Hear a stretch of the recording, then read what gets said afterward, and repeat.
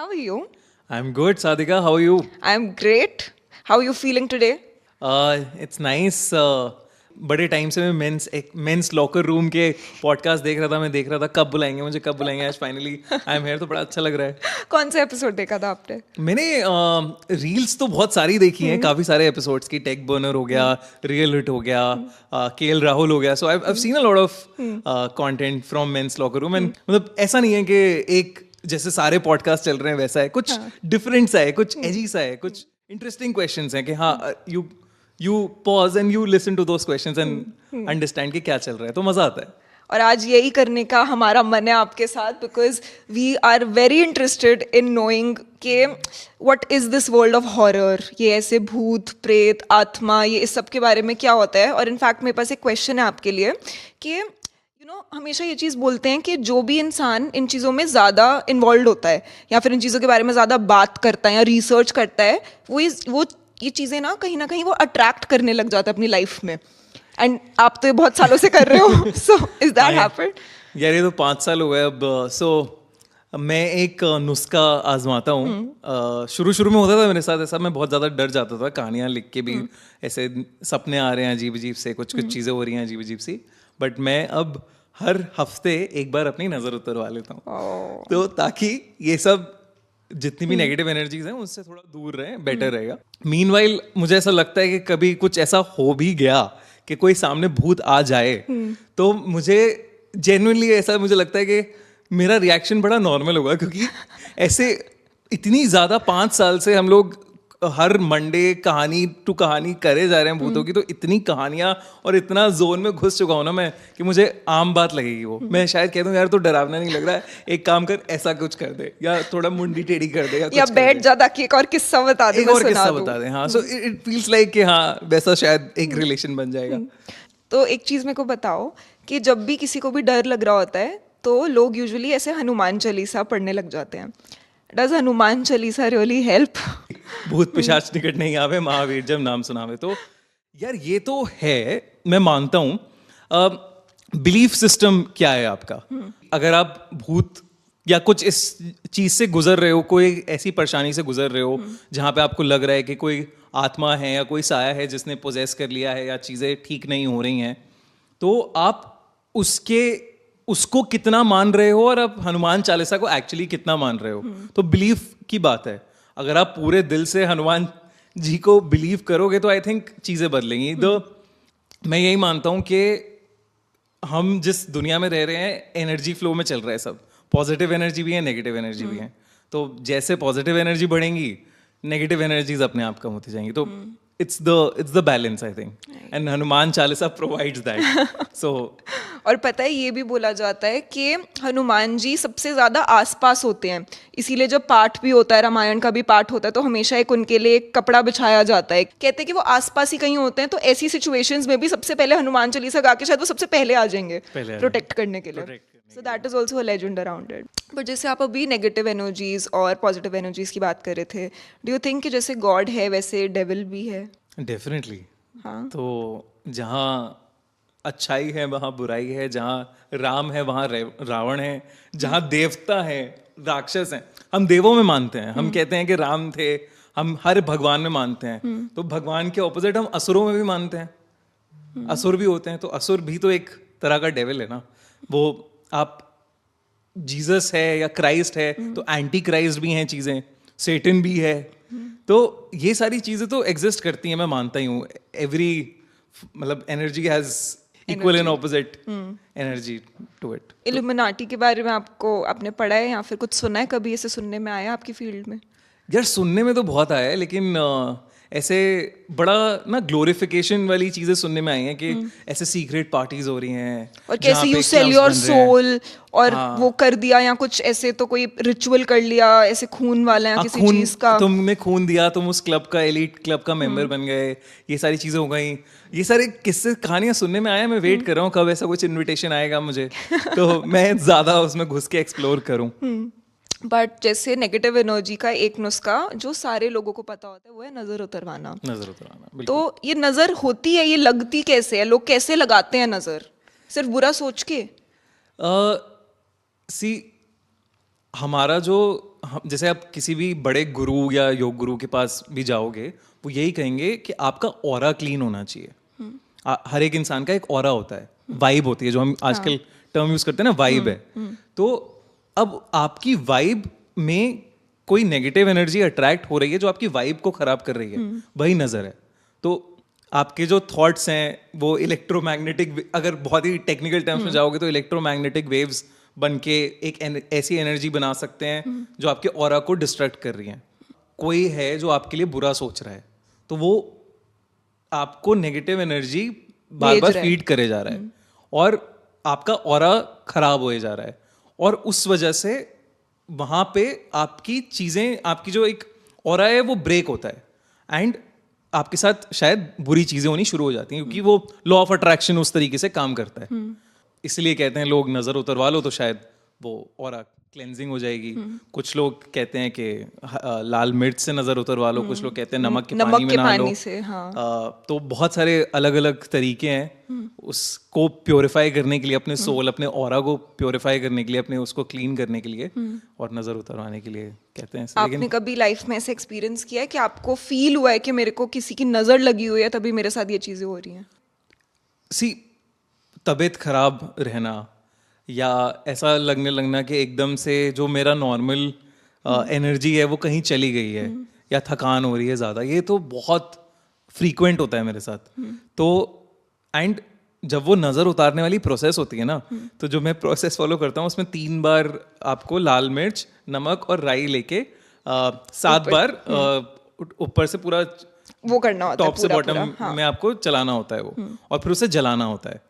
अब मैंने देखा है कितनी बार कि, और आपको 3 दिन करना है ये। 3 दिन करना होता है? हाँ, 3 दिन कर, मैं वाला जो प्रोसेस फॉलो करता हूँ, मेरी मम्मी ने बताया हुआ प्रोसेस है, 3 दिन फॉलो करना होता है।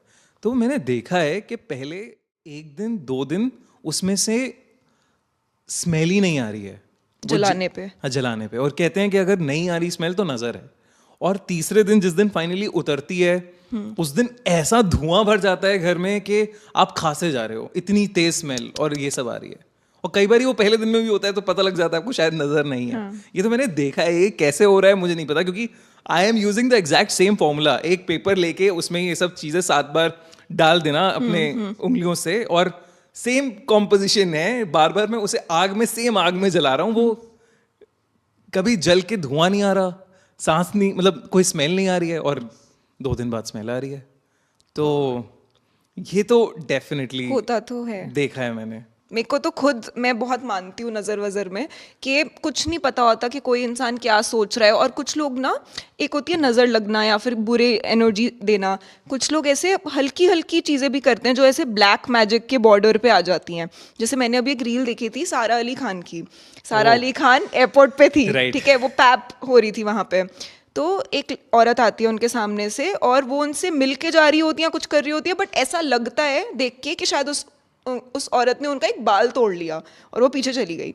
और वो पीछे जाके उनको ऐसे देख रही है कि यू नो लाइक वो एक विंडिक्टिव सा चेहरा था उनका। अब किसी को नहीं पता कि असली में क्या हुआ था क्या नहीं, बट आपने कोई ऐसा कभी किस्सा सुना है जिसमें ये ब्लैक मैजिक वाली चीज़ें हो रही हो, और how would you decode that moment? वो सारा अली खान वाली, वो सारा अली खान, आई थिंक वो तो कुछ तो था यार, कि जैसे आप उस क्लिप को देखते हो, you see exactly the word you use ना, विंडिक्टिव। वो दिख रहा है कि आंटी वो जैसे सारा अली खान को देख रही हैं, and the next thing I read about Sara Ali Khan is she is got stomach burns. वो स्टमक की जो उनका पोर्शन एरिया है वो जल गया है। तो is this connected, is this not connected, I don't know. क्या होने लग जाता है, मूवीज वर्क कर रही हैं कि नहीं कर रही हैं, अब वो भी एक बहुत बड़ा क्वेश्चन मार्क हो जाता है। तो ये सारी चीजें हैं। अब काला जादू की जहां बात करें, उसके तो बहुत सारे ऐसे किस्से हैं, बहुत सारे किस्से हैं। कोई एक सुनाओ जो जिसने आपको डरा दिया। तो इनफैक्ट 2 किस्से हैं, मैं 2 सुनाता हूँ। एक तो मेरे फ्रेंड के साथ हुआ था, वो शिमला से है, ठीक है, एंड एक दिन अचानक ना उसकी मॉम की तबीयत बहुत ज़्यादा ख़राब हो गई, मतलब बहुत ज़्यादा 103 104 के करीब बुखार चल रहा है।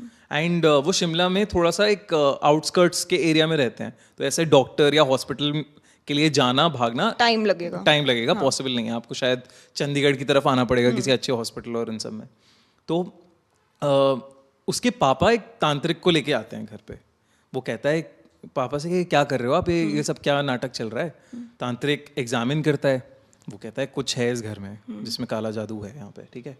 वो कहता है एक घर के पोर्शन में जाता है, उसी कमरे में जहाँ उसकी मदर बीमार पड़ी हुई है वहीं पे जाता है वो, एक कोने में, दीवार के कोने में, वो कहता है इस दीवार को तोड़ो, यहाँ पे कुछ है, ठीक है। अब वो बच्चा फिर कहता है पापा पागल हो गए हो क्या, इसके नाम पे दीवार पे तोड़ दोगे आप ये सब, इसके कहने पे।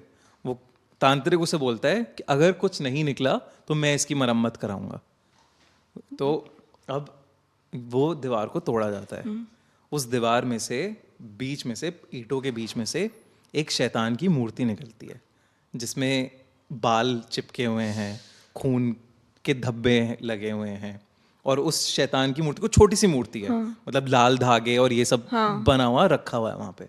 और उसको फिर वो तांत्रिक कहता है कि इसे जाके बहा दो पानी में और यहाँ से हटा दो। पापा ठीक वैसे ही करते हैं और मॉम ठीक हो जाती हैं। Oh fuck. फिर तांत्रिक बताता है कि आपके घर में अभी किसी की डेथ हुई है रिसेंटली। वो कहता है हाँ मेरी माँ की डेथ हुई है, मतलब दादी की डेथ हुई अच्छा, थी दादी उसकी। की, हाँ। तो दादी करती थी रोज पूजा, जिसकी वजह से सब बचा हुआ था, वरना ये घर जिसमें वो रह रहे थे हॉन्टेड था बहुत ज्यादा दिनों, मतलब बहुत ज्यादा टाइम से। और ये मतलब ऐसा तुम दीवार के आसपास आर पर तो नहीं देख सकते ना। Exactly. और कितने लोगों की दीवार के अंदर वो डेविल या ऐसे शैतानी मूर्ति होती है, तो ये तो कुछ डेफिनेटली है ना। एग्जैक्टली किसने रखी, कहाँ कैसे आई, वो किसी को कुछ नहीं पता। कि यही कहते थे कि पुराने टाइम पे जो इस घर में रहता था वो काला जादू और ये सब करते थे, और वो चाहते नहीं थे कि कोई उस घर में रहे। अब दादी शुरू से शायद पूजा पाठ करती थी, तो शायद वो बैलेंस हो रहा था, वो एनर्जी। एग्जैक्टली। लेकिन ये एकदम से चौंका देने वाला था। अब रैशनल इंसान सोच ही नहीं सकता कि दीवार तोड़ेगा। मैं भी यही कहता पापा को अपने शायद कि अरे क्या कर रहे हो, पागल हो गए हो आप, कि पैसे ठगने की बातें कर रहा है। लेकिन ऐसा होता है। एक अब शैतान मूवी आई है जिसमें ब्लैक मैजिक का आई थिंक एकदम पूरा उन्होंने बता दिया है कि कुछ भी कहीं पे बाहर तुम अनजान इंसान का खाओगे तुम वश में हो सकते हो। और ये होता है यार, वश में करना, ऐसे वश में कर सकते हैं किसी भी इंसान को, इतना इजी होता है। डिपेंड करता है कि कहाँ से आ रहा है वो चीज। अब इतने सारे लोग इतनी नेगेटिव एनर्जी या शैतानी एनर्जी या प्रेतों की एनर्जी लेके बैठे हुए हैं, जो अगर वो कुछ चीज बनाए और वो चीज आपने खा ली तो हाँ, अगर शायद मैं कल को कहूँ कि हाँ मुझे इसमें इंटरेस्ट है, मुझे किसी को वश में करना है, तो शायद नहीं। लेकिन बहुत ऐसे तो किस्से आप देखोगे ब्लैक मैजिक के सबसे कॉमन क्या है कि एक लड़का यूज करता है ब्लैक मैजिक एक लड़की को वश में करने के लिए। ये तो बहुत नॉर्मल है, और ऐसे कई किस्से हुए भी हैं जहाँ पे आपने देखा होगा कि मतलब लड़की एकदम पागल हो गई है लड़के के लिए ब्लैक मैजिक की वजह से। तो ये ऑनलाइन इतने सारे आर्टिकल्स मिल जाएंगे आपको। लेकिन मुझे ना एक कहानी किसी ने भेजी थी, अनोनिमस कहानी आई थी वो, और वो पढ़ के मैं हिल गया थोड़ा। वो बंदा कहता है कि मेरी एक फ्रेंड थी, बहुत अच्छी फ्रेंड थी, जिसे मैं अपनी गर्लफ्रेंड बनाना चाहता था, पर उसको नहीं ऐसा कुछ करना था।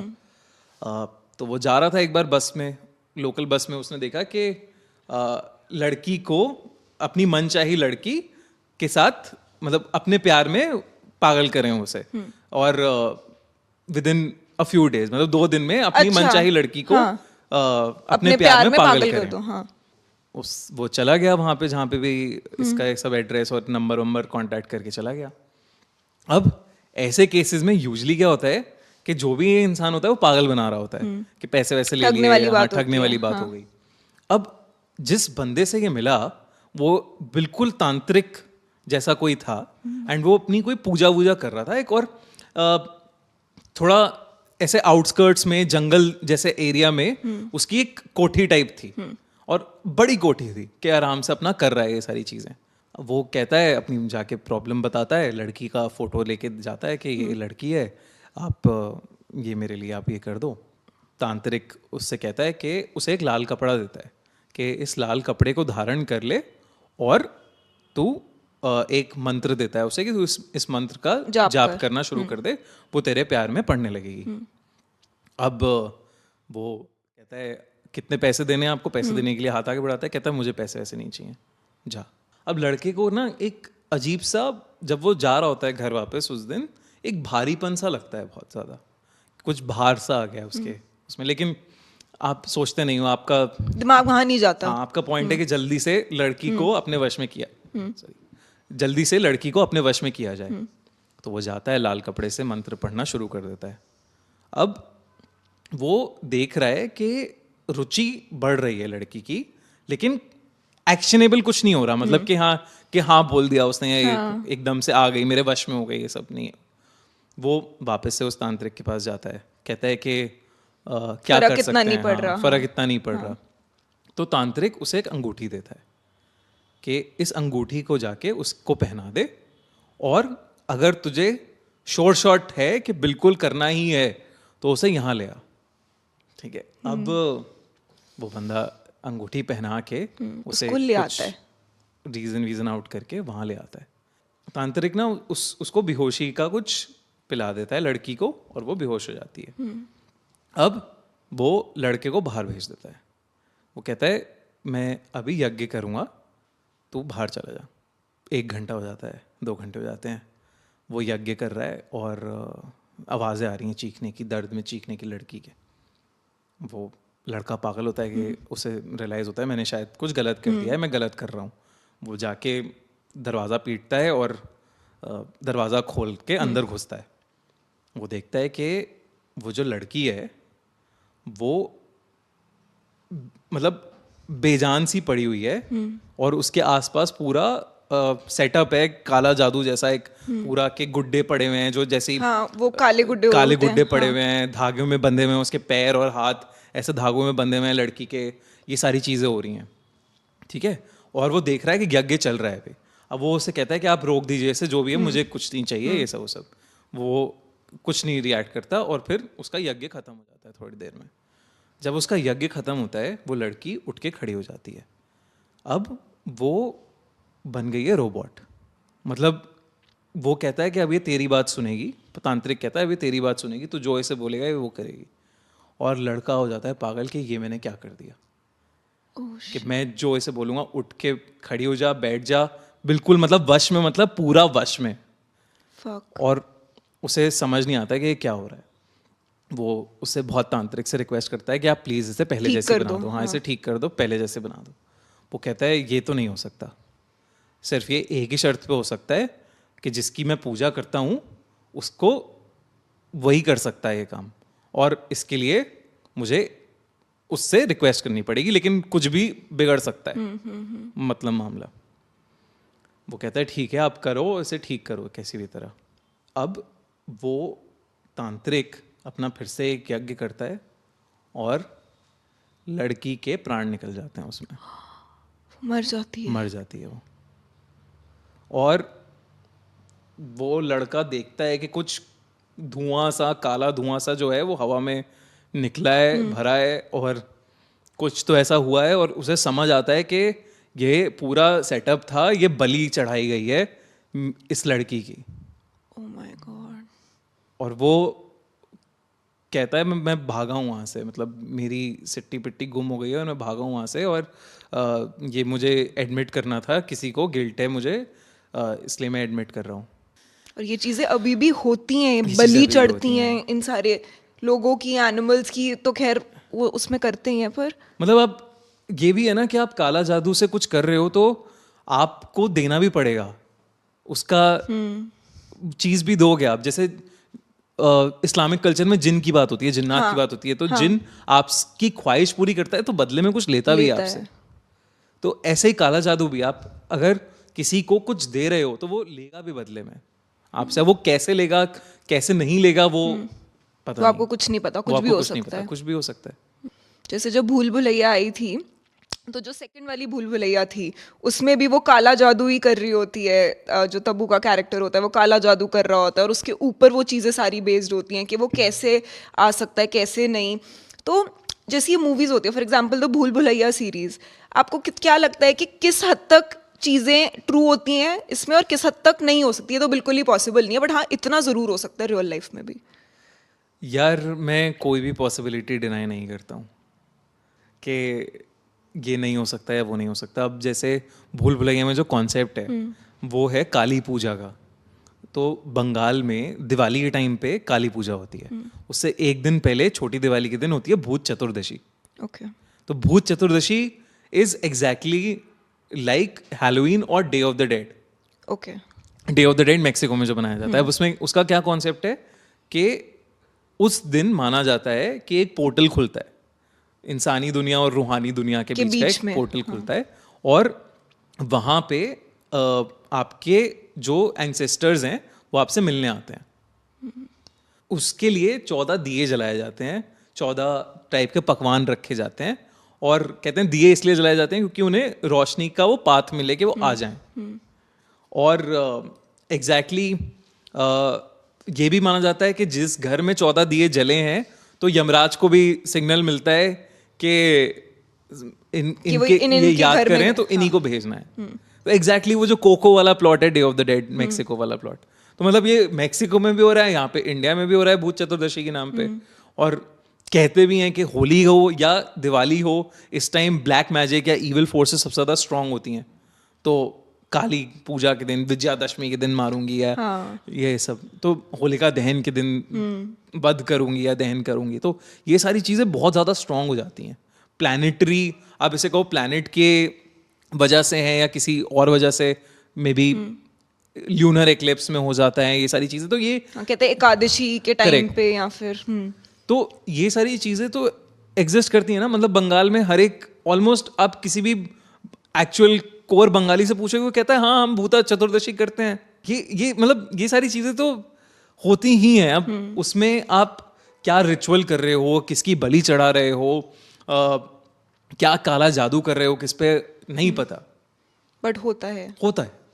जैसे मैंने शुरू में भी कहा, एनर्जीज का खेल है सारा। किस टाइम पे कौन सी एनर्जी ज्यादा स्ट्रांग है, किस टाइम पे नहीं है, वो सारी चीजें आ जाती हैं। हिंदू कैलेंडर अपना एक फॉलो होता है, उसमें भी ये सारी चीजें होती हैं कि ये ऑस्पेशियस दिन है, मुहूर्त है। मतलब हम सब मुहूर्त को मानते हैं, हम सब जो भी पॉजिटिव चीजें उन सब पे विश्वास करते हैं, चीजें करते हैं कि नवरात्रों में नई चीजें लेंगे, नई गाड़ियां लेंगे, या जो भी है। जो इसके ऑपोजिट चीज है उसे मानने में थोड़ा कतराते हैं कि हाँ कि ये तो पॉसिबल नहीं है, ये तो पॉसिबल नहीं हो सकता। हो सकता है, अगर आप इसमें मान रहे हो तो हो सकता है ना। अगर आप कहते हो कि 13 दिन तक, 13वीं तक या 10 दिन तक आत्मा घर में रहती है, तो आप मान रहे हो ना आत्मा के कॉन्सेप्ट में। आप मान रहे हो ना भूत को। और नहीं, कहते तो हैं कि सोल्स होते हैं, आत्मा होती है। इनफैक्ट ये भी बोला जाता है कि अगर किसी की डेथ हो गई, उनकी कुछ विशेस बिना फुलफिल हुए, तो शायद उस आत्मा को भी मोक्ष नहीं प्राप्त होता और वो कहीं ना कहीं ऐसे लिंगर करती रहती है। हम उसकी बात करते हैं एलिमेंट्स की, या उसकी तो आत्मा चली गई है, मतलब जाने वाली है लेकिन अधूरी है, तो कोशिश करती है आत्मा कि जो भी नियरेस्ट चीज मिले उससे अटैच हो जाए वो, या फिर जिस चीज से आत्मा सबसे ज्यादा अटैच थी, चीजों से, एलिमेंट्स, चाहे रिंग हो, चाहे नेकलेसेस हो, ऑब्जेक्ट से भी हो जाती हैं। ऑब्जेक्ट से हो जाती हैं। ओके। अब इसका तो सबसे बड़ा एग्जांपल एनाबेल है। हाँ, मूवी में, उस डॉल में। एनाबेल जो डॉल है, तो वो जो मूवी है वो एक्चुअल कहानी पे बेस्ड है, रियल कहानी पे बेस्ड है। वो अभी भी वॉरेन्स जो इन्वेस्टिगेटर्स थे, पैरानॉर्मल इन्वेस्टिगेटर्स, उनका जो ऑकल्ट म्यूजियम है उसमें वो कैद है डॉल। उसमें उसे वुडन केस के अंदर उसे प्रोटेक्ट करके उस पर सब रिचुअल्स करके उसे रखा हुआ है अंदर। बट ऐसी कैसी आत्मा है कि वो उससे निकल नहीं रही है, और उसने इतना तहलका भी मचाया था। बहुत बहुत, तो उसकी तो पूरी कहानी बहुत ही डरावनी सी कहानी है।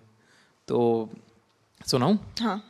तो 2 लड़कियां रूममेट्स थी, यूएस में रहती थी, डोना और एंजी, टीनेजर्स। नाउ डोना की मॉम ने उसे वो डॉल दी थी, एक रगेड डॉल कहते हैं उस टाइप की डॉल को। तो वो हमेशा से बचपन से चाहती थी एक डॉल हो, मॉम ने अब दी जाके। वो बड़ी खुश हो गई, आई थिंक 18th बर्थडे पे दी थी। तो अब बढ़िया है, मतलब वो खुश है, अपना डोना एंजी दोनों खेलते रहते हैं उससे। लेकिन धीरे धीरे जैसे टाइम बीतता जाता है, कुछ अजीब चीज़ें शुरू हो जाती हैं उनके साथ। जैसे कि डॉल को वो अगर सोफे पे छोड़ के गए थे तो वो सोफे पे नहीं होती, वो शायद किसी कमरे में होती है। तो ऐसे अलग अलग प्लेसेस में जाने लगती है डॉल। वो दोनों आपस में डिस्कस भी करते हैं, दोनों ने देखा होता है वो बिहेवियर। कहते हैं अच्छा ये हो रहा है, ठीक है देखते हैं क्या है। एक बार डोना सो रही होती है, उसके कमरे में एक डॉल होती है। एकदम से डोना को हंसी की आवाज आती है, गिगलिंग हंसी, जैसे छोटी लड़की कोई हंस रही है।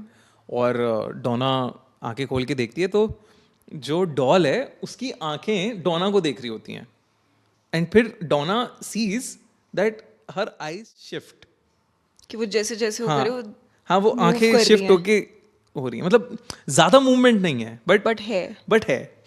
तो अब उसे समझ में नहीं आता, वो फिर से एंजी से डिस्कस करती है कि कुछ तो गलत चल रहा है। अब एक बार वो लोग वापस आते हैं घर पे शाम को, और पूरे कॉरिडोर में उनके ऐसे खून की छींटें होती हैं, पेपर्स होते हैं, नोट्स होते हैं, उसमें लिखा होता है हेल्प मी। और जो ये डॉल है, एनाबेल डॉल, ये भी पूरा इसके खून वून लगा हुआ है, हाथों में खून लगा हुआ है, खून जैसा लाल है, और ये वहाँ पे कोने में पड़ी हुई है। तो अब इनकी फटती है कि भाई ये क्या है। वो किसी लोकल प्रीस्ट या पैरानॉर्मल एक्सपर्ट को बुलाते हैं, वो कहते हैं कि क्या है। तो वो डॉल उनसे कॉन्वर्सेशन करने की कोशिश करती है, मतलब बताती है कि क्या हो रहा है। तो वो कहती है कि मैं 8 साल की एक छोटी सी लड़की हूँ, और मेरा कोई फ्रेंड नहीं है, और मेरी आत्मा है, मैं मर गई थी, और मुझे अपना दोस्त बना लो, मैं अच्छी हूँ, और मुझे बस दोस्ती चाहिए। मुझे बस दोस्ती चाहिए। अब वो दोनों, डोना एंजी मान जाती हैं उसकी बात, और वो डॉल को घर में रख लेती हैं। अब एंजी का एक बॉयफ्रेंड होता है लू, ठीक है। तो लू को उस डॉल से बेहद नफरत सी होती है कि मतलब ये क्यों है यहाँ पे, और ये हम क्यों ऐसे पोजेस्ड चीज या ये सब चीज को घर में रखा हुआ है, Entertain भी हमने कर रहे हैं। एंटरटेन कर। एक दिन अचानक लू रात में सो रहा होता है, तो उसे ऐसा लगता है कि कोई उसका गला दबा रहा है, एंड वो आंखें खोलता है, वो एक डॉल होती है एनाबेल की, जो उसका गला दबा रही है, और वो मूव नहीं कर पा रहा है बिल्कुल। वो चीखता है एकदम से, एंड बगल में एंजी लेटी होती है, वो उठती है तो डॉल वहाँ नहीं होती। वो कहता है लू कि मैं इस घर में नहीं रहूँगा, तुम इसको हटाओ एनाबेल को, ये बहुत वो है। फिर वो एंजी कहती है मैं डोना से डिस्कस करूँगी, लेकिन कुछ होता नहीं है। फिर उसके बाद एक दिन ये दोनों घर पे नहीं होते, एंजी और डोना। लू होता है। लू होता है घर पे। तो लू के साथ, मतलब उससे पहले गिगलिंग की आवाज़ आती है, फिर वो कमरे में घुसता है, और वो जो चेयर भी थी डोना के रूम में, वो रोटेटिंग सी चेयर होती है, तो वो चेयर अपना झूल रही है डॉल के साथ, और गिगलिंग की आवाज़ तेज़ हो रही है। और कट्टू जब ये लोग वापस घर आते हैं, एनजी वापस घर आती है, वो देखती है लू बेहोश पड़ा है, उसके पूरा छिला पड़ा है, और उसके डॉल बगल में बैठी हुई है। तो कहते हैं अब ये ज़्यादा हो गया है। तब वो जाके इनको वॉरेंस को अप्रोच करते हैं, पैरानॉर्मल एक्सपर्ट्स को, ये क्या है। जब वो अपनी इन्वेस्टिगेशन करते हैं, वो कहते हैं कि कोई 8 साल की बच्ची नहीं है, ये डेविल है, इसके अंदर डेविल है, और ये डोना को पोजेस करना चाह रहा था। तो वो इसे ले जाते हैं अपने घर। अब जब वो घर भी ले जाते हैं अपने, उसकी भी बहुत बड़ी अलग कहानी है होती है। फिर वो वहाँ पे उसको एक उसमें रखते हैं, लॉक्ड रखते हैं उसमें। हाँ, मतलब वो जब घर ले जा रहे होते हैं ना उस डॉल को, तो वो बैक सीट पे रखते हैं गाड़ी की, एंड जब वो ले जा रहे होते हैं तो गाड़ी उनकी हिलने लग जाती है, उनकी गाड़ी ठीक से नहीं चल रही होती है। तो वो उतरते हैं और उस डॉल को होली वाटर वगैरह छिड़कते हैं, उसे एक पैक करा जाता है, और फिर वो घर लेके जाते हैं। घर में उनकी बच्ची के साथ अलग चीज़ें होती हैं, और वो गलती से खोल भी देती है उसको। हाँ। तो बच्ची के साथ अलग चीज़ें होती हैं कि इधर उधर उधर इधर, मतलब ये बहुत सारी उनके घर में भी चीज़ें हुई हैं। बच्ची परेशान हो गई थी, बच्ची की तबीयत बहुत ज़्यादा ख़राब होती जा रही थी। उन्होंने, जो मदर थी लॉरेन, उसने देखा है कि वो बच्ची को पोजेस करना चाहती है। एक बार उनके ऑकल्ट म्यूजियम में एक बंदा भी आया था जो मजाक उड़ा रहा था उसका, एनाबेल का, कि ये क्या है ये वो, और उसके साथ खेलने लगा। उसने खोल दी। हाँ, मतलब मजाक उड़ा रहा था, खोली वोली नहीं, बट मजाक, ठीक है, मजाक उड़ा रहा था कि ये सब क्या है, ये कोई ऐसा डेविल होता है जो ऐसे बंद रहता है और ये सब होता है। वो वापस जा रहा था, उसका एक्सीडेंट हो गया, मर गया वो। उसके साथ जो था इंसान, मतलब वो बच गया, इंजर्ड हुआ बट बच गया, लेकिन वो मर गया। अब नाउ यू कांट से ना कि यार क्या हो रहा है, ये कैसे हो रहा है, क्यों हो रहा है। और ये भी रियल लाइफ स्टोरीज है, ये रियल लाइफ स्टोरीज है, इंटरनेट पे अवेलेबल हैं। जो लोग जिन्होंने एक्सपीरियंस किए हैं, वो आपको बताएंगे ये सारी चीजें। तो ये सारी चीजें तो एग्जिस्ट करती हैं, कैसे डिनाई करेंगे। मेरे को एक डाउट है, मेरे को एक चीज़ पूछनी है. जब भी किसी का भी ऐसे स्पिरिट्स के साथ इंटरेक्शन होता है, या फिर दिखाते हैं कि किसी ने कुछ भी किसी को लाइक बुलाया, समन किया, या फिर उन्हें रिचुअल प्रैक्टिस किया, इसके बाद एंड में ना हमेशा ऐसे दिखाते हैं कि जब वो वापस जा रहे होते हैं हमेशा उनकी गाड़ी में या तो आग लग जाएगी, या गाड़ी रुक जाएगी, या गाड़ी से कुछ होगा. सो ये भूतों और गाड़ियों का क्या कनेक्शन होता है हमेशा? यार ये तो मुझे नहीं पता. ये तो मुझे नहीं पता कि गाड़ियों का क्या कनेक्शन होता है, बट आई थिंक इजी किल. गाड़ी में सब एक साथ मर जाएं, छोटी सी चीज कर दी और फिर खत्म. बहुत ना किस्से सुनने में आते हैं मथुरा वृंदावन के भी, निधिवन के बारे में. निधिवन. हाँ, तो वो क्या होता है वहाँ पे? निधिवन श्री कृष्ण का एक घर है जहाँ वो अक्सर आते हैं, रासलीला करते हैं. तो दो बड़ी इंटरेस्टिंग सी कहानियां हैं उससे रिलेटेड. तो एक तो निधिवन में कहा जाता है कि हर पूर्णिमा की रात आते हैं.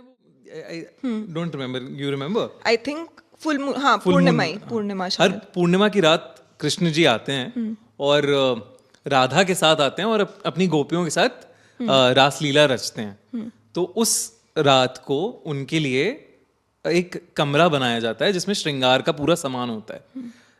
मेकअप रिलेटेड, पायल, झुमके, मतलब सारी चीज़ें होती हैं, ड्रेसेस, और उनके लिए अलग अलग खाने का सामान और ये सब पकवान रखा जाता है. ये सारी चीज़ें रखी जाती हैं. अब जब वो रात बीत जाती है तो जो भी हॉल होता है वो बिखरा हुआ सा होता है उस श्रृंगार और उन सब चीज़ों से, खाना खाया हुआ होता है.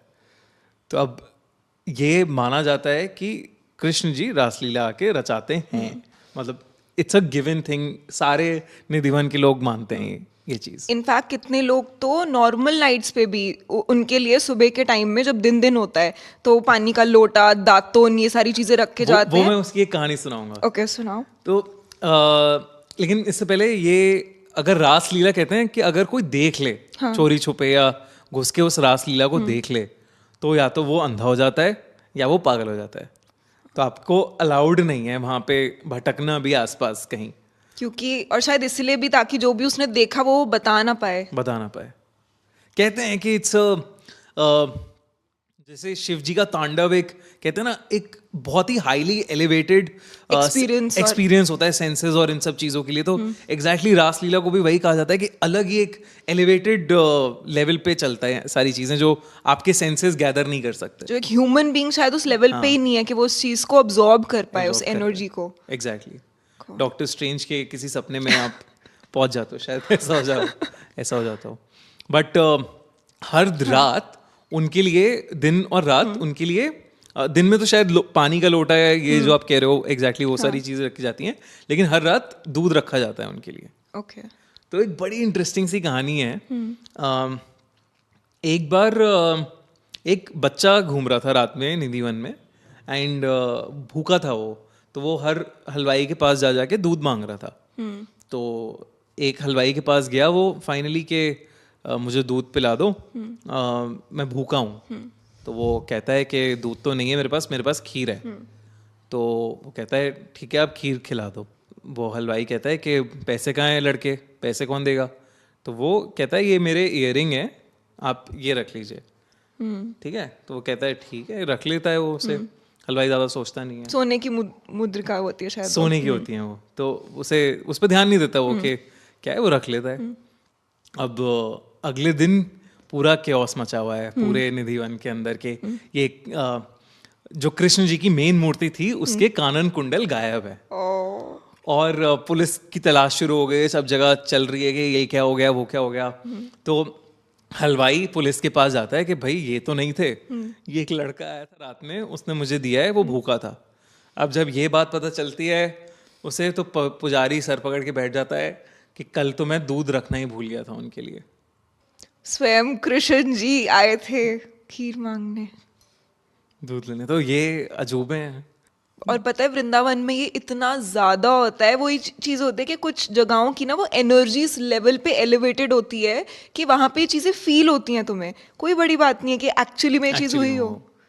इसके तो काफी सारे वो हैं, विटनेसेस हैं जो ये सब देख रहे हैं. मतलब रात में गुम गए और हलवाई आके दे रहा है, मतलब चोर होगा तो चला जाएगा ना लेके, वो क्यों ये सब करेगा। और आपने कभी ऐसे डेजा वू के बारे में सुना या एक्सपीरियंस किया है कभी? तो रिसेंटली जैसे आपने कहा ना कि हॉरर की कहानियाँ आप कर रहे हो, ये सारी चीज़ें कर रहे हो, तो बीच में मैंने काफ़ी टाइम तक नज़र नहीं उतारी थी। तो एक किस्सा हुआ था मेरे साथ कि मैं मतलब काम कर रहा था देर रात तक, वाइफ अंदर सो गई थी मेरी, एंड आप मैरिड हो? हाँ मैरिड हूँ मैं।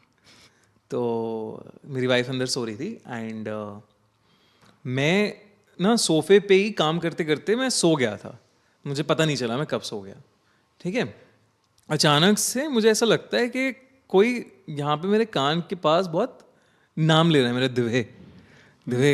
एकदम से मैं डर के उठा तो मैंने देखा कि मेरी वाइफ खड़ी हुई है वहाँ पे, और मैं चीखा चिल्लाया, मतलब ऐसे होता है ना कि आप एकदम आ रहा है आवाज आ रही है, एकदम आंखें खोलते हो, एकदम डर से जाते हो कि अरे कोई इतना पास खड़ा है, मतलब। और so she wears a gown in the night, तो आई एग्जैक्टली नो वो वाइट सा एक, वो तो वैसा ही दिख रहा था, मतलब मुझे आई कांट से कि मैंने 100% उसे ही देखा, लेकिन उसे ही देखा। उसके बाद मैं जैसे ही चिल्लाया, she comes out of the door and she asks me कि क्या हुआ, क्यों चिल्लाए, are you okay? And she was wearing the same kind of, हाँ। तो मुझे ऐसा लगा कि अरे ये तो कुछ ऐसा डेजा वू टाइप हुआ। अभी वहां से कैसे आ हाँ, सकती अभी वहां से कैसे आई? ऐसी मतलब बहुत सारे लोग आपको नॉर्मल लाइफ में कह ही देते हैं कि आज मेरे साथ डेजा वू हो गया, ये हुआ था, मुझे लगा फिर से हुआ है। तो क्या वो पैरेलल रियलिटी है?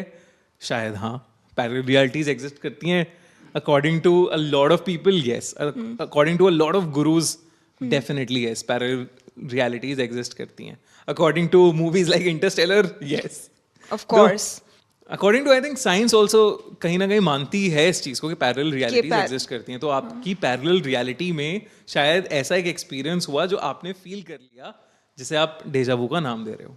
कहते हैं ना कि कभी कभी वो मैट्रिक्स में जब कोई ग्लिच आ जाता है, Correct. तो सडनली वो ट्रांसपोर्ट हो जाते हो या फिर कुछ वहाँ का एक्सपीरियंस कर लेते हो। इनफैक्ट डेजा वू में ना ये चीज़ भी मानी जाती है कि बोलते हैं ऐसा कि एक इंसान को, कि अगर हम शायद एक ह्यूमन बीइंग अपना 100% ब्रेन ऑपरेट कर पाता, तो शायद उसको सब कुछ पता होता कि दुनिया कैसे चलती है, क्या कैसे होता है, डायनासोर्स कब आए थे, कब मरे थे, क्या क्या कब कब कैसे हुआ था। एंड इसका एक ग्रेट एग्जांपल था मूवी लूसी, जिसमें वो थी स्कारलेट जोहानसन थी। पता नहीं किसको कि कितनी सच है कितनी नहीं, बट द फैक्ट कि अगर आप अपना 100% ब्रेन ऑपरेट कर सकते हो, you will know everything. Correct. कभी कभी ऐसा बोलते हैं कि डेजा वू के टाइम पे क्या होता है कि कुछ फ्यू सेकेंड्स के लिए ना you are able to operate a little more of your brain, and suddenly जो चीज़ होने वाली है या फिर हो चुकी है कुछ, वो आप पहले एक्सपीरियंस कर लेते हो, और उसके बाद आपको रियलाइज होता है कि शिट, ये तो मेरे को पता था कि होने वाला है। नहीं,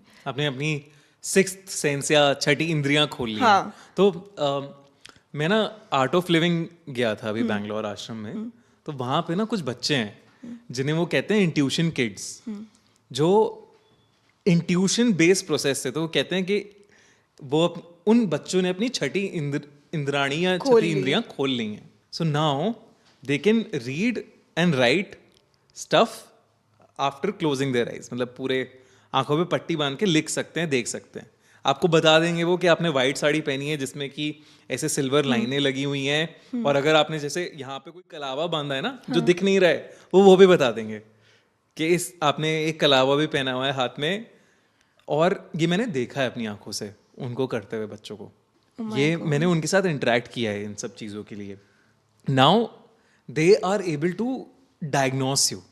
एक ना आयुर्वेदा में नाड़ी परीक्षा कहते हैं, कि आपने शायद सुना होगा कि नस के ऊपर हाथ रख के वो आपकी बॉडी का डायग्नोस कर देंगे कि आपका क्या बढ़े हुए हैं लेवल्स, क्या कम है लेवल्स, क्या आपका फैटी लिवर है या कोलेस्ट्रॉल आया है, ये सब नसें देख के बता रहे हैं वो। And these kids don't need to, वो ये भी नहीं करते, नस की भी जरूरत नहीं है उन्हें, वो ऐसे ही बता देंगे। और I was too scared to ask them कि मेरे को मेरे बारे में बताओ, मेरे बारे में बताओ। वो अपने आप ही मुझे बताने लगे कि आप रात में बहुत देर से सोते हो, आपके आजकल पेट में गड़बड़ चल रही है, ये सब। मैंने कहा रहने दे तू। मैंने मॉम के बारे में पूछा एक्यूरेटली, शी इज सेइंग कि उन्हें दिल्ली की हवा सूट नहीं कर रही है, उनका जैसे ही एटमॉस्फेयर बदलता है उनकी तबीयत ठीक हो जाती है। तो मॉम हैज गैस्ट्रिक्स प्रॉब्लम्स, तो ये सारी चीजें। Now she is not saying कि मॉम को पाइल्स है, वो कह रही है कि आप ये दवाई लो जो पाइल्स की दवाई है। मैं काफी वो हो गया। अब नाउ अब क्या होता है, ये सारी चीजें हो रही हैं, इसके अलावा क्या आप पास्ट प्रेजेंट फ्यूचर देख सकते हो? That's a big question. हाँ, they are able to see that, they are able to future also. Future also. अभी उस तो मेरा पार्टनर है रमन। मैंने तो एग्जैक्टली मैंने कहा मैं नहीं पूछूंगा ये सब पास्ट प्रेजेंट फ्यूचर, मैं नहीं पूछूंगा अपना, मुझे कुछ ऐसा नहीं जानना जिसके बारे में मैं नहीं जानना चाहता। तो मैंने कहा रमन को, मैंने आगे किया अपने पार्टनर को, भाई इसके ऊपर आप एक्सपेरिमेंट करो। तो उसने अपनी मॉम के बारे में पूछा, तो वो कहने लगी कि आपकी मॉम ने रिसेंटली कुछ एक्टिविटी स्टार्ट करी है जिससे उन्हें सांस लेने में तकलीफ हो रही है। तो रमन ने कहा नहीं ऐसा तो कुछ नहीं है। कहता नहीं, आप पूछना उनसे, कुछ हो रहा है उन्हें, एक्टिविटी कोई स्टार्ट करी है? कहती हाँ योगा स्टार्ट करी है मम्मी ने। कहता पूछना आप उनसे, उन्हें सांस लेने में बहुत दिक्कत हो रही है, वो बता नहीं रही किसी को। रमन ने फोन लगाया मम्मी को, मम्मी कहती हाँ हो तो रही है बहुत टाइम से, जैसे मैंने स्टार्ट करी है ये। तो उनसे कह दो रुक जाए।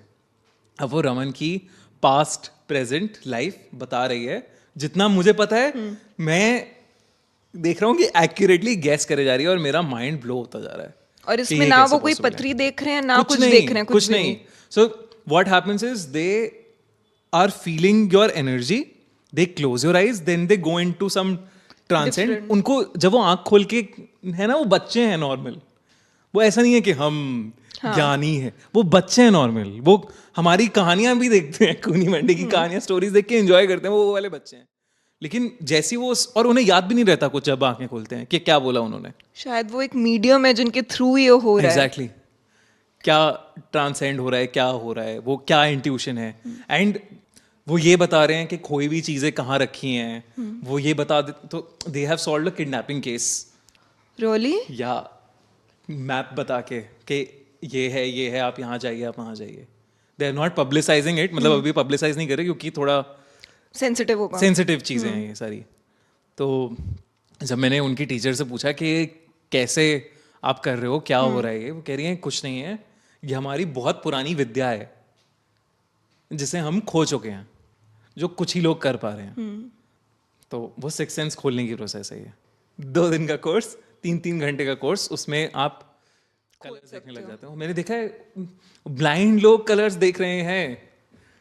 I will share some videos with you. तो हाँ प्लीज डू। It's incredible. तो अगर बच्चे कर रहे हैं तो ऑब्वियसली कुछ नॉलेज का एक्सेस लग गया है, जो ये सारी चीजें वो कर रहे हैं, और ऑब्वियसली प्रैक्टिस से चलती आ रही है। अब जैसे सुहानी तो कहती है it's all illusion, Suhani the magician, but she has practice so hard on studying the body language so much. तो कुछ ना कुछ तो माइंड रीड करके बता ही देती है ना आपको, और कैसे करती है वो, that's also an interesting thing. कहते हैं ना where there's smoke there's fire, कि कुछ तो होगा, कुछ for तो होगा, sure.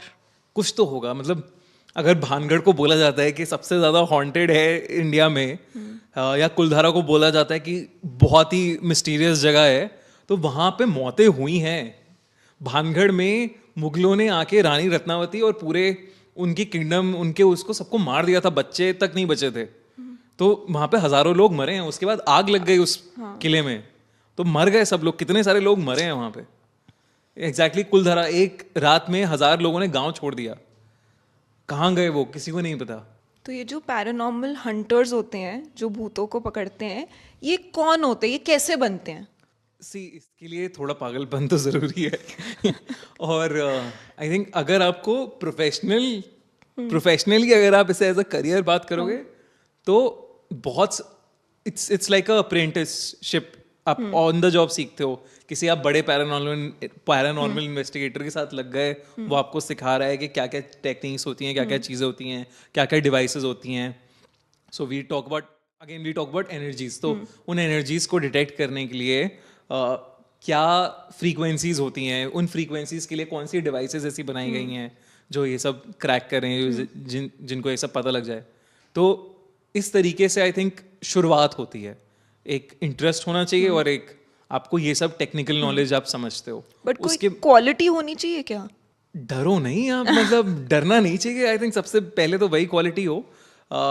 एंड द जैसे ये इंट्यूशन वाली जो प्रोसेस है, मे बी आपको अगर चीजें ऐसी फील होने लग रही हैं तो आप उसमें घुस के थोड़ा सा और एक्सप्लोर करो। जैसे कि गौरव तिवारी ने किया था, तो Gaurav Tiwari wanted I think pilot या आर्किटेक्ट बनना चाहते थे। वो यूएस में उसी की पढ़ाई कर रहे थे किसी एक चीज़ की, बट उनके फ्लैट में कुछ कुछ होने लगा और उन्हें फील होने लगा, और फिर उन्होंने पैरानॉर्मल इन्वेस्टिगेटर्स को देखा यूएस में कि ये होता है कुछ, और वहां से उन्होंने इन्वेस्टिगेशन चालू की, and he was the biggest paranormal investigator this country has ever seen. But क्या ये रियल में पॉसिबल है कि आप किसी आत्मा को वश में कर सकते हो, कि एक ह्यूमन बीइंग एक आत्मा को अपने वश में कर पाए, जो बहुत सारे पैरानॉर्मल इन्वेस्टिगेटर्स करते हैं अपने प्रोसेस में? आई थिंक पॉसिबल तो है यार। अब जैसे कहते हैं, जैसे हमें जितना भी अभी तक मूवीज में दिखाया है या हर जगह दिखाया है कि अधूरी ख्वाहिश, तो अगर आप उस अधूरी ख्वाहिश को पूरी कर दो, या आप उसे कहो कि आप अधूरी ख्वाहिश यहाँ से पूरा नहीं कर सकते, किसी और पे छोड़ो इसे, तो तब भी पॉसिबल है। मतलब देर आर, और you have certain things like भगवान की पावर, हनुमान की पावर, होली वाटर, ये सारी चीज़ें आप उन पे छिड़क रहे हो या ये सब कर रहे हो तो वो कमज़ोर पड़ जाती हैं, या आग जला रहे हो उनके सामने या कुछ, तो अलग अलग चीज़ें हैं जहाँ से वो वीकन हो जाएं या चीज़ें हो जाएं। अब जैसे भूल भुलैया में जो पहली भूल भुलैया थी, उसमें दिखाया है कि जब वो यज्ञ करते हैं और जब वो उसके यज्ञ ऊपर करके फेंकते मार हैं, दिया, हाँ, उस भूत को ऐसा लगा कि उसने मार दिया, तो वो उसका उसकी wish काम पूरी पूरा हो कर गया, दी। अधूरी चीज पूरी हो गई। इसलिए आप देखोगे चौराहे पे लाल साड़ियाँ होती हैं, ये सारी चीजें होती हैं अधूरी हाँ। चीजें पूरी करने के लिए। तो बड़ी इंटरेस्टिंग सी स्टोरी है। एक लड़की, स्टेसी नाम है उस लड़की का, यूएस बेस्ड स्टोरी है। तो वो नई नई टिंडर ऐप पे आई थी। अब उसे विक्टर नाम का एक इंसान पसंद आने लगा टिंडर पे। वहाँ से उसकी मैसेजेस पे बात शुरू हो गई, काफ़ी अच्छी बातें होने लगी, ये सब होने लगा। फिर एक दिन बाद, मतलब एक रात बात करी, अगले दिन उसके घर पे फ्लावर्स आ जाते हैं, ठीक है। Now she has not shared her address और एनीथिंग, ठीक है। फ्लावर्स आ जाते हैं और वो ले लेती है फ्लावर्स, और ये सब।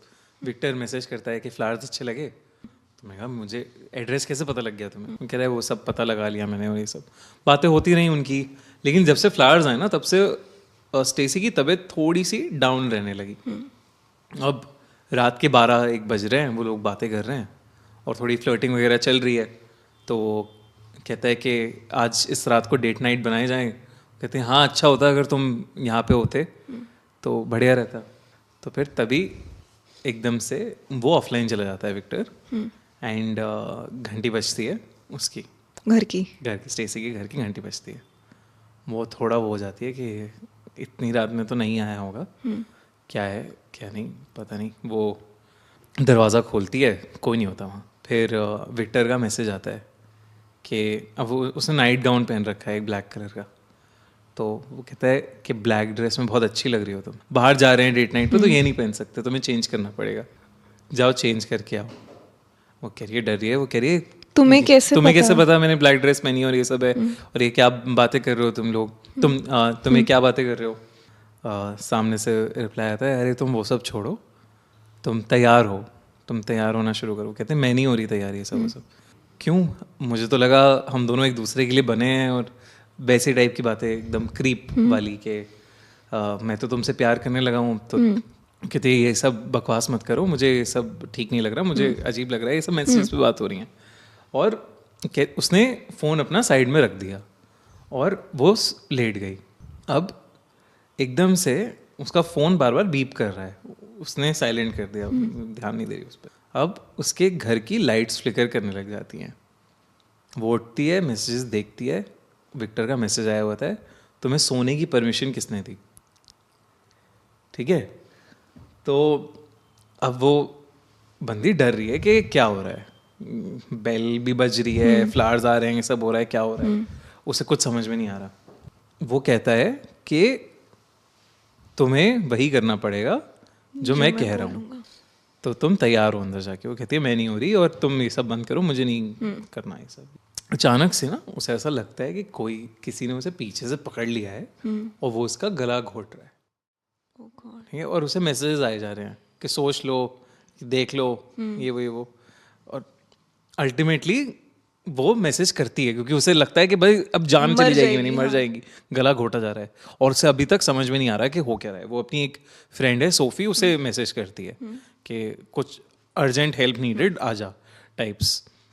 अब स्टेसी को समझ आता है कि कुछ तो हो रहा है, कुछ पैरानॉर्मल हो रहा है, कुछ अजीब सा हो रहा है। अब मुझे इसकी बात सुननी पड़ेगी, जो ये कह रहा है, जैसा कह रहा है करना पड़ेगा। अब वो अंदर जाती है अपने कपड़े चेंज करने। वो कहता है कि पूरे कपड़े उतारो, ठीक है। अब वो डर जाती है बहुत ज़्यादा, उसका रोना छूट जाता है कि ये क्या कर रही हूँ मैं, और वो फ़ोन तोड़ देती है, ठीक है। अब जैसे ही वो फ़ोन तोड़ती है, उसकी घंटी बजती है घर की। उसे लगता है सोफी है, वो भाग के दरवाज़ा खोलती है, लेकिन कोई नहीं होता दरवाजे पे। अब वो जो टूटा हुआ फ़ोन है, उससे उस पर भी मैसेज दिख रहा है एक आता हुआ। उस पे अभी तक हाँ, मैसेजेस आ रहे मैसेज हैं। आ रहा है। उस पर मैसेज आ रहा है कि प्यार तो मैं तुमसे बहुत करता हूँ, लेकिन पनिशमेंट मिलेगी इस चीज़ की। उस रात में जब सोफी आती है घर में, वो देखती है कि ये लेटी पड़ी हुई है और इसकी पूरे शरीर पे ऐसे रैशेज हैं, गंदे गंदे निशान हैं नोचने के, और वो रो रही है बुरी तरह। मतलब स्टेसी मतलब बेहोशी की हालत में, बेचारी जैसे पड़ी हुई है हाँ और पड़ी हुई निशान है। है। वो कहती है क्या हो गया तेरे साथ? उसने कहा ये ऐसा ऐसा हुआ है मेरे साथ। फ़ोन में विक्टर का कोई नामो निशान नहीं है, कोई मैसेजेस का नामो निशान नहीं है। पुलिस को बुलाया जाता है, पुलिस तहकीकात करती है, विक्टर नाम का कोई इंसान नहीं है। उसके घर से फूल नहीं मिलते जो फूल विक्टर ने भेजे थे।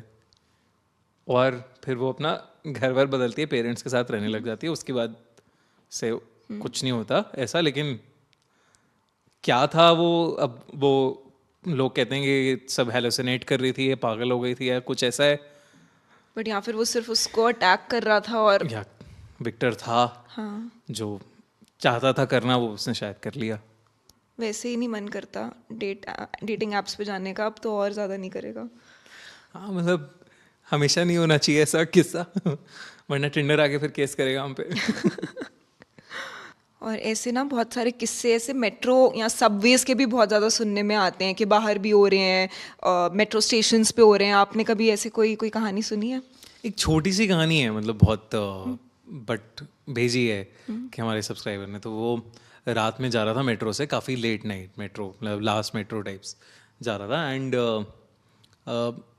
ऑलमोस्ट मतलब इट वाज ऑलमोस्ट खाली, के खाली है। और वो किसी मुझे याद नहीं आ रहा रूट कौन सा है, बट ऐसा रूट है जो जिसपे ज़्यादा लोग जाते नहीं हैं। तो वो लास्ट चल रही थी मेट्रो उसकी, घुसा वो अंदर। अब जैसे ही मेट्रो का दरवाज़ा खुल रहा था ना, उसे एक आदमी दिखा वहाँ पे, बड़ा बूढ़ा सा आदमी। उसे स्टेशन पे उतरना नहीं था लेकिन बहुत ही अजीब सा मतलब अकड़े हुआ सा शरीर उसका, वो बैठा हुआ है वहाँ पे और देख रहा है बस सामने की तरफ। अगला स्टेशन आता है, फिर से दरवाज़ा खुलता है, फिर से उसे वही आदमी दिखता है, वही अकड़ा हुआ सा शरीर और वो बूढ़ा सा आदमी जो पुराने स्टेशन पे भी था। हाँ, जो पिछले स्टेशन पे भी था, ठीक है। तीसरा स्टेशन आता है, तीसरे स्टेशन पे भी वो बूढ़ा आदमी उसे दिखता है। अब वो पागल सा हो जाता है, वो खड़ा होकर उसे देखता है और बूढ़ा उससे नज़र मिलाता है और फिर वो खड़ा हो जाता है बूढ़ा, ठीक है। अब उसे समझ में नहीं आ रहा है ये हो क्या रहा है और लूप में कैसे चल रहा है ये क्या हो क्या रहा है। चौथे स्टेशन पे जाता है वो हाँ आई थिंक सॉरी, तो वो आई थिंक 2 स्टेशन कुछ और बचे होंगे उसके स्टेशन आने में। तो वो अब जैसे ही ये वाला होता है कि खड़ा हो गया वो आदमी, उसे लगता है भाई कुछ तो अजीब चल रहा है।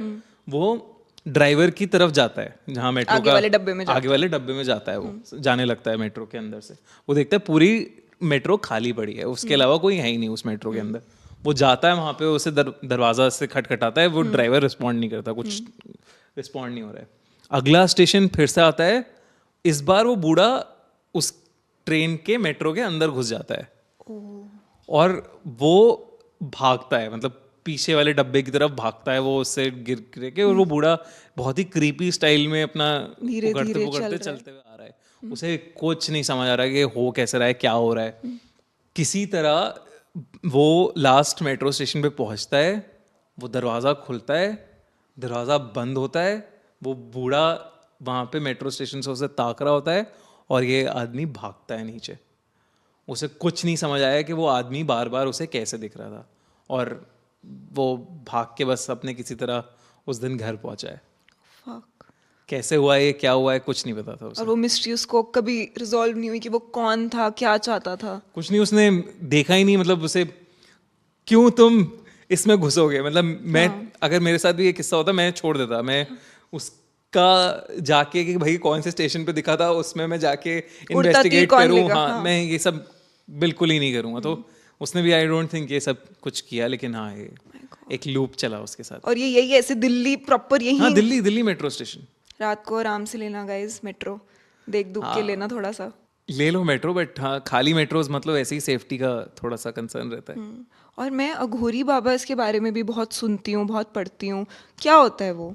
सी अब अलग अलग विद्याएं हैं, अलग अलग चीज़ें हैं, तो अघोरी भी एक ऐसी कह लो ऐसे प्रैक्टिस है जिसमें आप पूजा ही, बट वो लोग शमशान घाट पे भी होते हैं शिव ना की कि पूजा करते हैं वो। अघोरी रुद्रदेव की पूजा करते हैं, और उसमें वो एशेज जो राख होती है ना, होती है। राख, बोन्स की एशेज, वो कंज्यूम करते हैं, और मीट मतलब इंसानी मीट भी कहते हैं लोग खाते हैं, ये सारी चीज़ें करते हैं।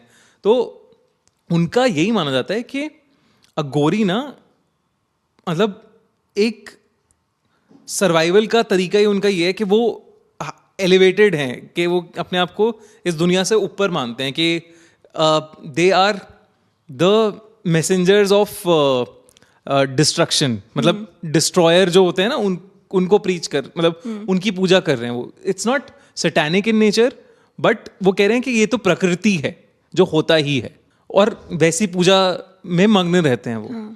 और इससे मतलब कहते हैं कि मतलब अलग अलग विद्याएं हैं, जैसे वो कई रोग भी ठीक कर देते हैं, कई अघोरी लोगों के, कई चीज़ें भी मतलब चमत्कार कर देते हैं। जैसे हम इंट्यूशन किट्स की बात कर रहे हैं ना अभी, वैसी अघोरी एक अलग तरीके का प्रोसेस है, अलग तरीके का रिचुअल है। ऐसे ही शमन होते हैं, शमन्स आपने सुने होंगे, शैमनिक चीज़ें जो इस टाइप की पूजा वगैरह करते हैं। तो वो सब भी ये इनिशियली प्रैक्टिस शुरू इसलिए हुई थी कि क्योर करना चाहते थे वो लोगों की हेल्थ और चीज़ें और जो भी प्रॉब्लम्स को।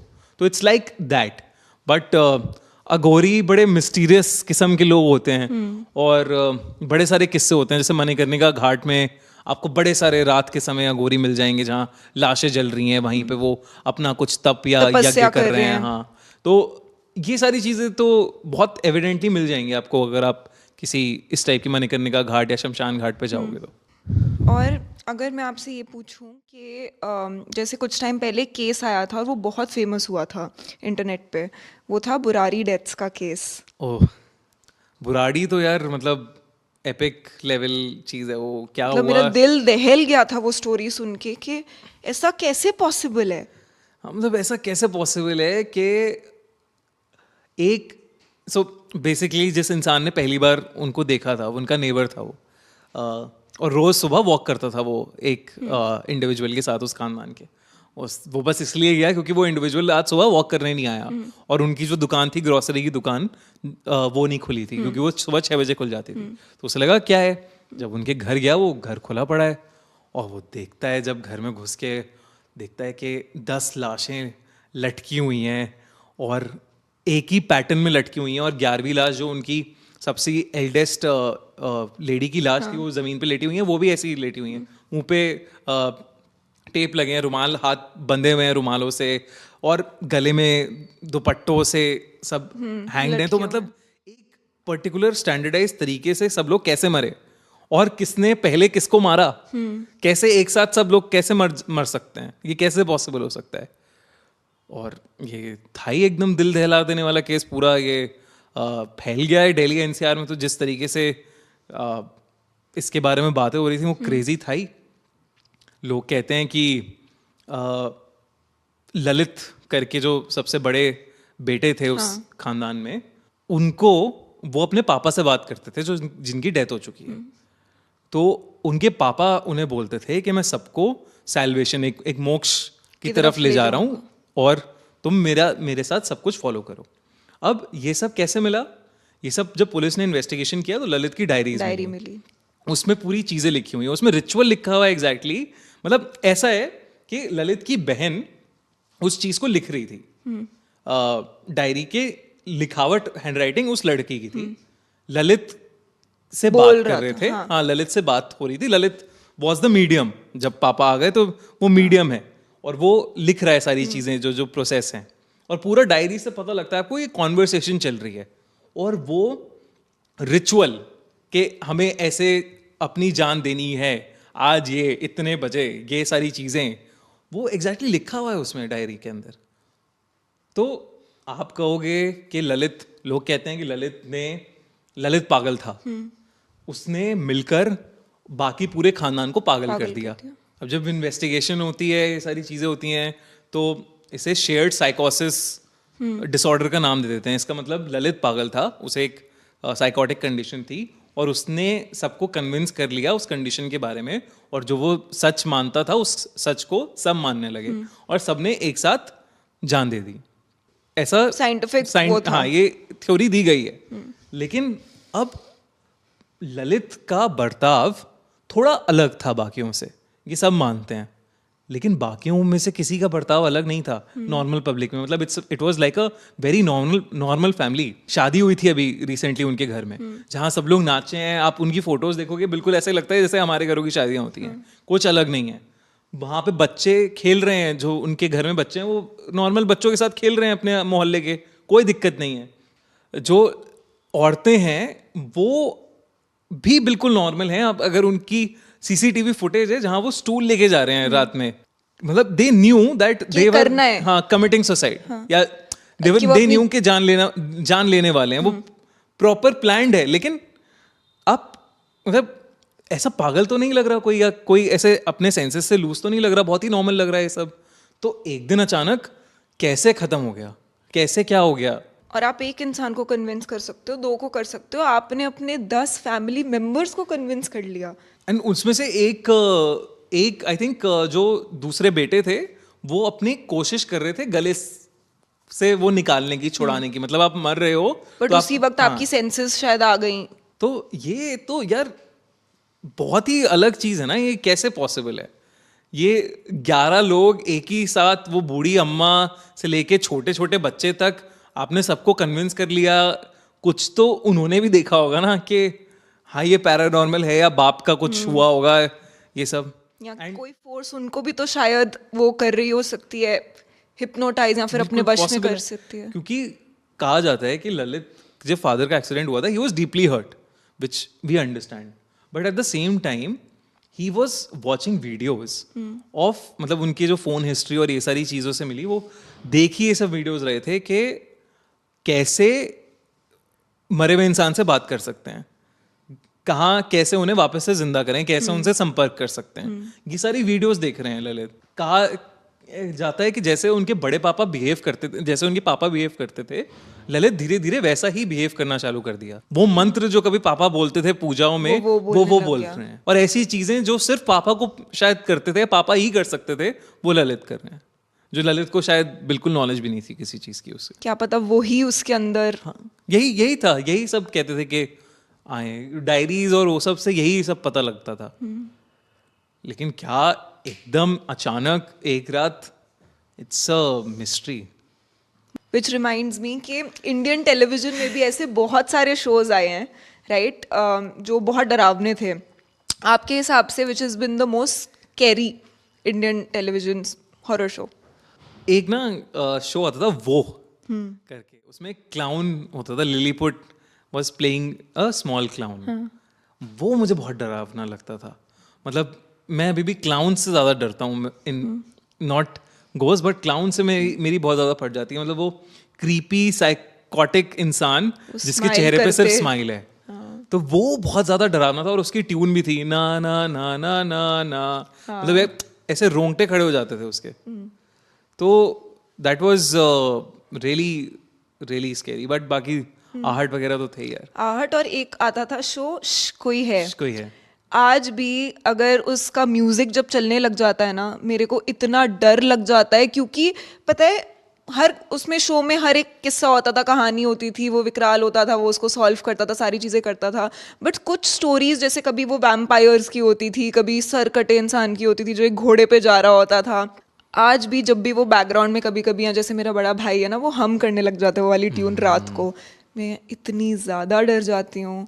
Oh my God. वो होता है आई थिंक, वो जैसे मैंने अभी ये गा दिया गाना ये वाला, तो ऑब्वियसली इट्स अंदर वो डर बैठा हुआ है उस चीज़ का। हाँ। तो आपके हिसाब से इंडिया में सबसे जैसे टॉप 5 स्पूकीएस्ट प्लेसेस इन इंडिया? तो एक स्टेशन है बेगुन कोडार के नाम से, बंगाल में पुरुलिया डिस्ट्रिक्ट में पड़ता है वो। वहाँ पे रात में ट्रेन नहीं रुकती है, और वो स्टेशन 42 इयर्स के लिए बंद था। क्यों? कहते हैं कि एक औरत ने वहाँ उसमें सुसाइड करी थी, उस जान ले ली ट्रेन के आगे आगे अपने आप को मार लिया था, और वो भटकती है वहाँ पे, उसकी आत्मा भटकती है, और बहुत लोगों ने देखा है, बहुत लोगों ने जॉब छोड़ दी, और रात में अब उस ट्रेन को रोकते नहीं है। Oh my God. तो Begunkodar railway station definitely, that's one. Second, Delhi में मलचा महल है, तो वो मुझे बड़ा स्केरी लगा है। मैं ऐसे कॉलेज के दिनों में जाता था एक्सप्लोर करने पैरानॉर्मल चीज़ें, तो वो एक जगह थी जहाँ फील हुआ मुझे कि कुछ तो यहाँ पे बहुत वो है, मतलब आपकी एनर्जी ना ऐसे गिर जाती है जैसे आप किसी पहाड़ पे एल्टीट्यूड सिकनेस हो जाए ना आपको, जब होता है कि सर भारी हो गया और आप एकदम से बीपी लो हो गया। हाँ, बिल्कुल वैसा ही हुआ मुझे। और उसके बाद मुझे 5 दिन तक बुखार था घर में, तेज बुखार। तो वो तो जगह है अजीब सी, मतलब गर्मी के मौसम में ठंड लग रही है तुम्हें, वो Malcha Mahal is definitely something different. 3, 4, 5 I think Bhangarh किला। देन एक कुंदन बाग का विचेस लायर है हैदराबाद में, तो वहाँ बड़ी इंटरेस्टिंग स्टोरी है कि एक चोर कई दिनों से ना कुछ लोगों को, एक घर को ऑब्जर्व कर रहा था चोरी करने के लिए। कोठी थी, बड़ी कोठी। तो वहाँ पे वो देख रहा है कि 3 औरतें रहती हैं, ज़्यादा कुछ करती नहीं हैं, तो इसने प्लान बनाया कि जाके उसको लूटेगा, उस घर को। ये रात में जाता है, इसे एक औरत की रोने की आवाज़ आ रही होती है, एक औरत के स्क्रिबल करने की आवाज़ आ रही होती है, एक कुछ और कर रही है तीसरी लड़की। और ये जब रूम में जाता है, खोलता है दरवाज़ा छुप छुप आके सबसे, तो ये देखता है कि 3 डेड बॉडीज़ पड़ी हैं।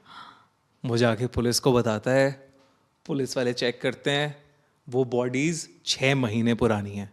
बट वो तब भी उनको नोटिस देख रहा है उन्हें। इनफैक्ट पड़ोसी, आसपास के पड़ोसी लोग कहते हैं हाँ ये तो मॉर्निंग वॉक्स और इन सब के लिए आते हैं, मतलब इंटरेक्ट नहीं करते। तीनों बड़े स्ट्रेंज कैरेक्टर्स हैं, लेकिन ये घूमते रहते थे यहाँ पे। कई बार कूड़ा फेंकते हुए देखा गया है इन्हें। तो वो घर अभी भी वहाँ पे ऐसे हॉन्टेड जगह, कुंदन बाग विच इज लायर है, ये माना जाता है। तो ये हो गया आई थिंक चौथा। एंड 5th वुड बी कुलधारा। कुलधारा के तो आई थिंक बहुत ही ज़्यादा किस्से हैं, तो एंडलेस। हाँ, एंडलेस है।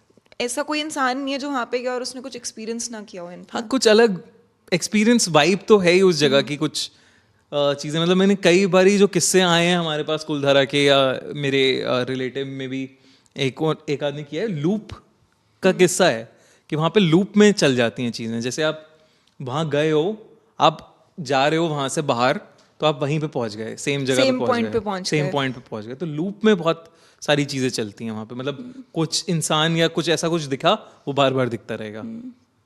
ऐसा लूपी सा है कुलधारा। कहते हैं कि वो 1000 लोग जो छोड़ के गए थे एक रात में, उन्होंने कभी छोड़ा नहीं है, उनकी आत्माएं अभी भी हैं। तो आपको ऐसे आवाज़ आती रहती है कि बर्तनों की आवाज़, कि खाना पीना चल रहा है, लोगों की आवाज़ें आस पास में बातें करते हुए। तो ये सारी चीज़ें तो कुलधारा में है। सो गौरव तिवारी जो पैरानॉर्मल इन्वेस्टिगेटर हैं इंडिया के माने जाने वाले, वो मतलब 2016 में उनकी डेथ हो गई, बट ही कन्फर्म्ड के कुलधारा में इविल प्रेजेंस है। ये भी बोलते हैं ना कि जब भी किसी ऐसे हॉन्टेड जगह पे लोग जाते हैं या फिर ऐसी जगहों पे जाते हैं, हमेशा कहते हैं कि अगर पीछे से आवाज़ आए तो मुड़ के नहीं देखना चाहिए। इसके पीछे कोई लॉजिक होता है? I don't know, but Mehandipur Balaji मंदिर जो है इंडिया में जहाँ पे पोजेशन वो उतारे जाते उतरती हैं, है। एग्जॉर्सिज्म होते हैं, झाड़ फूक से लेके हर प्रक्रिया होती है, वहाँ पे ज़रूर कहते हैं कि अब आपको पता नहीं है कि क्यों बुला रहा है कोई, क्या बुला रहा है, एंड मे बी शायद आप पीछे मुड़ के उन्हें परमिशन दे रहे हो, शायद एंटर करने की Enter या करने फिर आंखें मिला के। तो शायद इसलिए। और अगर आपको हमें बताना होता कि इंडिया में ऐसी टॉप 5 रोड्स जिनको अवॉइड करना चाहिए, या फिर अगर किसी को इतना रोमांचक होना अपनी लाइफ में वहाँ पे जाना चाहिए हॉन्टेड चीज़ें एक्सपीरियंस करने के लिए। आई थिंक दिल्ली कैंट बहुत ज़्यादा फेमस है, बहुत ज़्यादा। मेरे ऑफिस के रास्ते में आता है। अब तो आई थिंक इतनी ज़्यादा डेवलपमेंट हो गई वहाँ, इंफ्रास्ट्रक्चर बन गया कि अब ऐसे सुनसान वीराना रास्ता रहा नहीं है, बट स्टिल कहते तो काफ़ी टाइम से हैं कि सफ़ेद साड़ी वाली चुड़ैल घूमती है वहाँ पे। हाँ, नॉट यू बट हाँ। तो then there is Delhi Jaipur highway, जो एक अजमेर वाली रोड है, वहाँ पे बड़े किस्से हैं, मतलब यही भानगढ़ शानगढ़ गुलधारा ये सब उसी रोड रोड के पे। आगे एक्सटेंशंस हैं, तो वो मैंने द्वारका के भी बहुत किस्से सुने हैं। द्वारका एक्सप्रेसवे भी काफ़ी, मुंबई पुणे हाईवे के काफ़ी किस्से हैं। वो जिस तरीके से बना हुआ है ना, तो वहाँ पे पहाड़ी सा एरिया है, तो डेथ्स भी हुई हैं काफ़ी सारी। उसकी कंस्ट्रक्शन के टाइम पे भी काफ़ी सारी डेथ्स हुई थी, तो इसलिए मुंबई पुणे हाईवे को काफ़ी स्केरी माना जाता है। तो ये सारी रोड्स तो हैं। दिव्य, ये कैसे पता लगेगा एक इंसान को कि वो हॉन्टेड है, या फिर कोई प्रेजेंस उसको कुछ अफेक्ट कर रही है, या फिर वो किसी ना किसी स्पिरिट की प्रेजेंस से उसको कुछ हो रहा है? यार उसे तो पता नहीं, बाकियों को डेफिनेटली पता लग जाएगा कि क्या हो रहा है, कैसे हो रहा है। मतलब कोई साइंस? जैसे अब घरों के बारे में बोला जाता है या चीज़ों के बारे में बोला जाता है कि आपको स्मेल आने लग जाएगी कि कुछ सड़ रहा है, वैसी एक स्मेल आती है। आपको भारीपन लगने लगेगा, आपके नींद जाने लगेगी, या नींद नहीं भी जा रही तो आपके आंखों के नीचे काले गड्ढे होने पड़ जाते हैं। ये सारी छोटी छोटी चीज़ें हैं। बाकी आपका टेम्परामेंट आपके कंट्रोल में नहीं है। सबसे पहला तो यही रीज़न होगा कि आपका टेम्परामेंट ही कंट्रोल में नहीं है आपको गुस्सा ज़्यादा आ रहा है, आपको रोना एकदम से आ रहा है, आप अपने इमोशंस पे, अपने माइंड पे बिल्कुल कंट्रोल ही नहीं है। ऐसा लग रहा है कि कोई और कंट्रोल कर रहा है, तो that's the first sign I think. तो ये सारी छोटी छोटी चीज़ें हैं जो शायद कहें कि हाँ यार, शायद मेरे ऊपर कुछ चढ़ गया है, या मेरे ऊपर किसी का साया चढ़ गया है।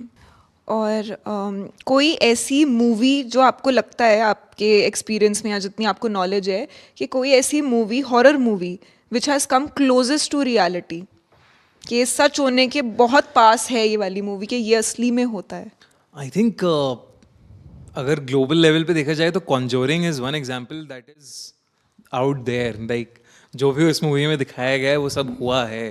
वो सारी एक एक छोटी छोटी चीज़ें, जो सारे ऐसे स्केरी मोमेंट्स हैं, वो सब हुए हैं। तो कॉन्जोरिंग डेफिनेटली तो वो है। Then the other one is exorcism of Emily Rose. तो एमिली रोज को एक एनालीज मिशेल नाम के कैरेक्टर पे बेस किया गया था। तो उसको कहा जाता है कि एक इंसान ने, एक भूत ने नहीं बल्कि 5-6 भूतों ने पोजेस किया था साथ में। एंड वो उसकी आवाज़ें हैं, उसकी रिकॉर्डिंग्स हैं, जो आप ऑनलाइन जाके सुन सकते हो कि वो कैसे अलग अलग लैंग्वेजेस में बात कर रही है। डिमोनिक लाफ्टर और ये सारी चीज़ें कैसे हो रही हैं। तो उसकी जो कहानी है एग्जैक्टली वो भी एमिली रोज में दिखाई है। तो that's also very close to what happened with Anneliese Michel. India में बात करेंगे तो शैतान अभी आई है, तो ऐसी सब चीज़ें तो होती ही हैं। स्त्री नालेबा, ओ स्त्री कल आना इन कर्नाटका में लोग लिखते थे कन्नड़ में नालेबा, तो दैट मेंट कल आना। वहाँ पे उस लेजेंड को वो मानते थे, स्त्री वाले लेजेंड को। दैट इज ऑल्सो क्लोज, मतलब उन्होंने एक अलग हॉरर कॉमेडी और थोड़ा ट्विस्ट देके बनाई है, बट हाँ that is also based on a true thing.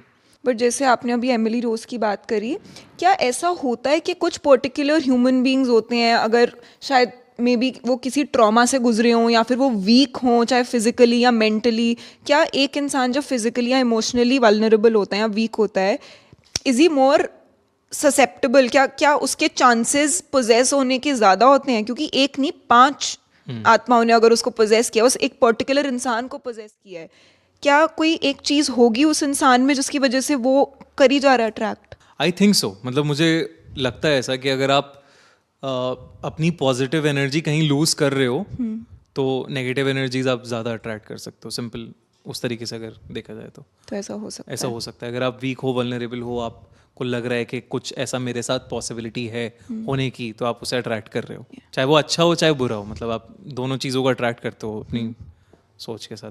उसको 5 अलग अलग लैंग्वेजेस में वो कैसे बोल रही थी वो नहीं पता कैसे हो सकता है, मतलब it's not a, how can it be a psychological disorder कि हम अलग अलग लैंग्वेजेस में बोलना शुरू कर दें जो पता भी नहीं है जो वो पता भी नहीं बोलने लग जाए, जानने लग जाए।